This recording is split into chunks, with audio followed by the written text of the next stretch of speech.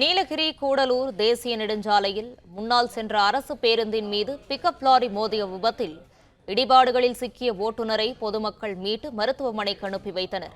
இதுகுறித்த கூடுதல் தகவல்களை வழங்குகிறார் செய்தியாளர் விஜயசுந்தரம். தகவல்களை பகிரலாம். வணக்கம். நீலகிரி மாவட்டம் உதகை கூடலூர் செல்லும் தேசிய நெடுஞ்சாலையில் அமைந்துள்ள HPF பகுதியில சாலையோரம் தேநீர் கடை ஒன்று செயல்பட்டு வந்துட்டு இருக்கு.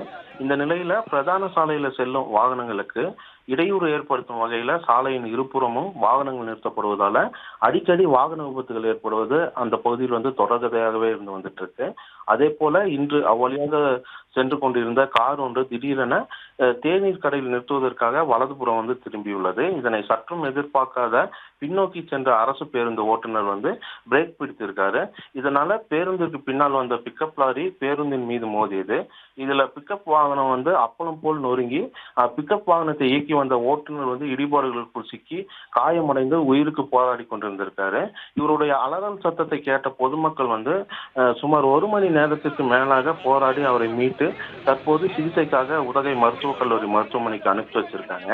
குறிப்பா பார்த்தோம் அப்படின்னா, விபத்து ஏற்பட்டுள்ள அப்பகுதியில் செயல்பட்டு வரும் தேநீர் கடை முன்பு அடிக்கடி வாகனங்கள் நிறுத்தப்படுவதால இங்க இப்பகுதியில விபத்து அடிக்கடி ஏற்பட்டு வந்துட்டு இருக்கு. இதனால அந்த பகுதியில சாலையின் இருபுறமும் பேரிகார்டுகள் அமைக்கவும் வேகத்தடை அமைக்கவும் வாகன ஓட்டிகள் கோரிக்கை விடுத்திருக்காங்க.